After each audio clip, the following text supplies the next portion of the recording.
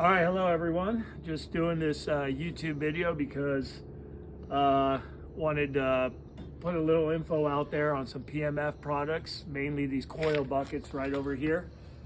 They make these from the 05 up, I believe.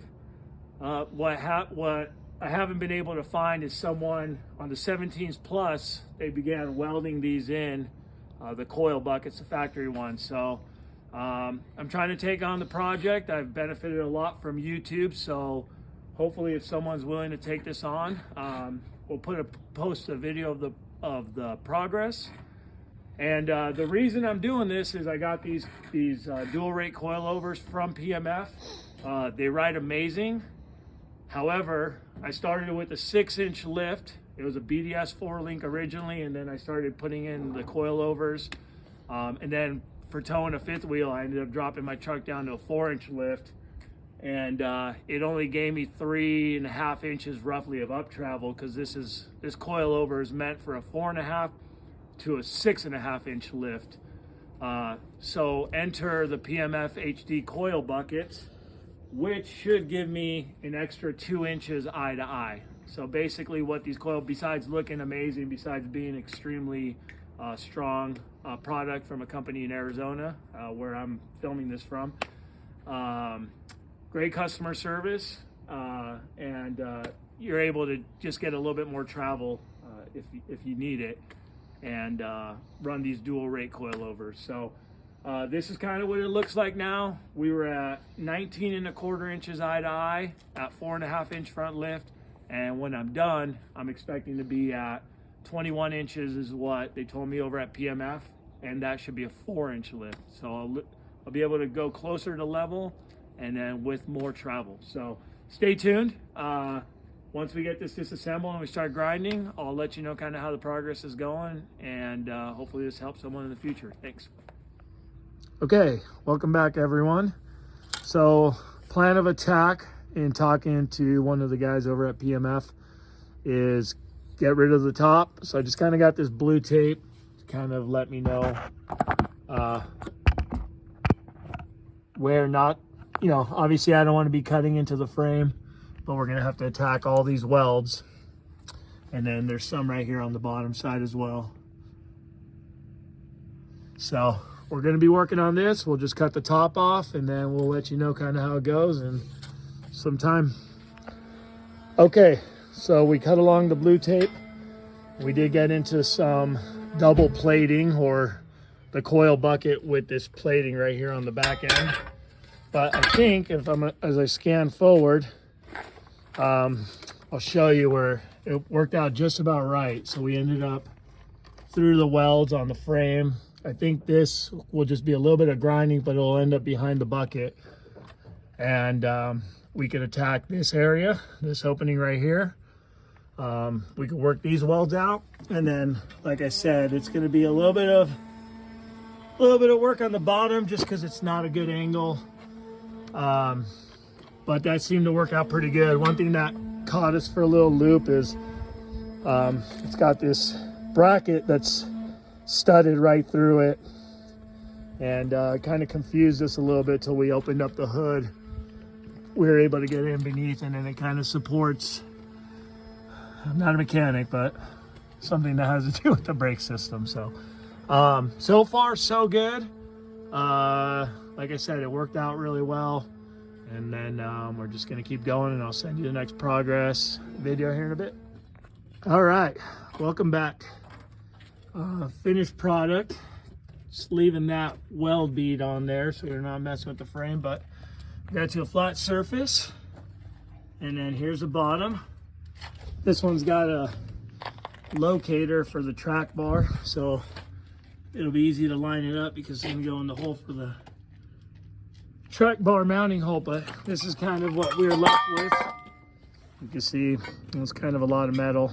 It's been about 3 hours to do it, 2 of us doing it. But yeah, that's where we're at. I'm gonna throw some spray paint on it, and then we're gonna mount it up. Okay, so it was a lot of grinding. They give you 1 bolt for the bottom, and then there's about 8 bolts per each side. I'm not sure if I had to use every single one of them, but we just did while we were at it. And it's about 2:30. I think we started around 9:30 grinding. Like I said, I have help with one other person, but it's in, and now I'll be able to start getting it back together. Okay, so the coilover's in, and basically what we did is I was able to get, this is where the top hat was prior to, and it was able to give me 2 extra inches. So I'll have 2 extra inches of up travel. Like I said, when I took it to a 6-inch to a 4-inch lift, this has got 10 inches of travel, 15 collapsed, 25 extended, according to PMF where I got it. And I was only having about 3.5 inches of shaft. So now it should be 5 plus, and then actually at a 4-inch ride height. So you can see this is where I was adjusted to, and I was able to get this much more travel. So now it's time to start the other side, and yeah. Okay, so this is the passenger side, and we did it in about 1/3 the time. What we did is we just cut the top, the same as the passenger driver side I showed you with the tape, but then we scored on the inside of the welds instead of trying to get through the welds. Obviously making sure we're careful not to get into the frame. And then the same thing with the underside. We just scored along there with the cutoff wheel, and now we'll just grind it. And here's basically, it was only about 35 minutes worth of work compared to a couple hours on the other side. Then what we did is once we got a little bit of light in there,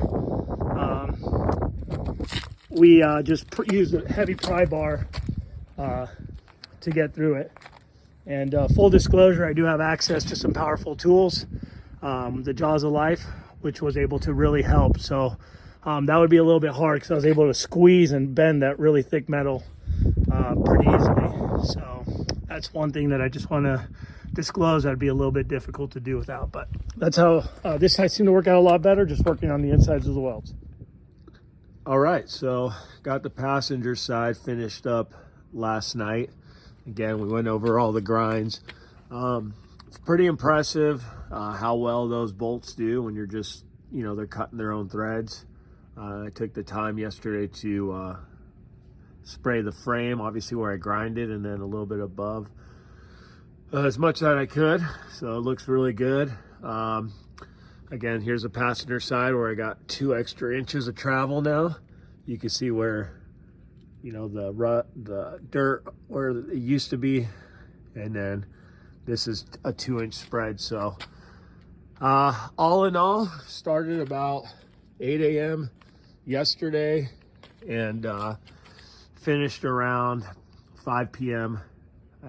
Again, probably would have gone a lot faster. We're not mechanics by no means, but definitely I wanted to put a video on YouTube because a lot of people have, with the buckets, 05 to 16 had the rivets on there. So you saw a lot of videos on about the rivets, and I kind of wanted to, I'm by no means a YouTuber. This will be my first video, but I've benefited a lot from it, and I thought it'd be nice if someone's considering doing this with the welded coil buckets. Again, it wasn't very difficult. I'm by no means skilled mechanic, but you'll need a couple friends and then definitely some time, and it's definitely doable. So I'll get it situated here and see if I get a follow-up, but definitely PMF makes a good product. Oh, the one thing I didn't note, I pointed out yesterday, was the ABS control module. I guess PMF emailed me back, you have to drill a hole and remount it, which I didn't do, so I'll have to figure that out at some point. I was kind of lost yesterday when I got to that point, so it's just kind of hanging there. It doesn't have a whole lot of slack, but that's something to consider. That'll be on the driver's side, the ABS control module. So, okay, I'll give it a test drive and then give you an update. Thank you.